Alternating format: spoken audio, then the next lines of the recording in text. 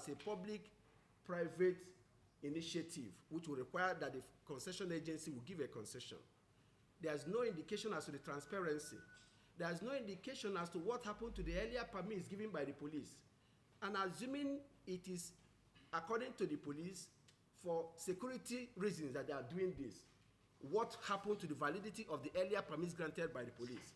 Why do you have to renew it?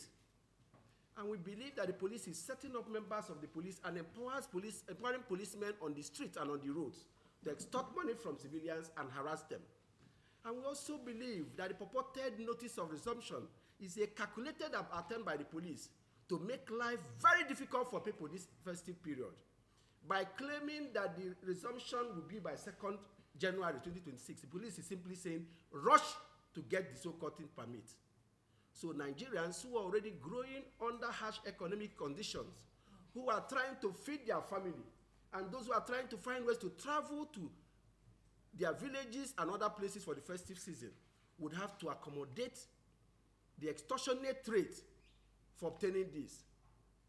And those who have tried to say that even the official fee is not enough. You have to also pay third parties to be able to get this.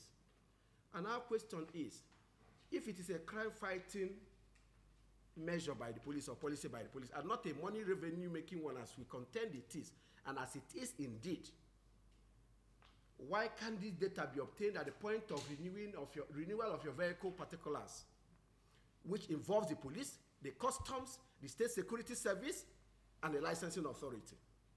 Why is the IG so interested in compelling members of the public to pay money into a private account? And there's a lot of opacity. How did they arrive at the amount being paid? How is this money being spent and shared? If it is for public purposes, why is it not being paid into federal government account through a TSA account? And we should not tolerate such a thing.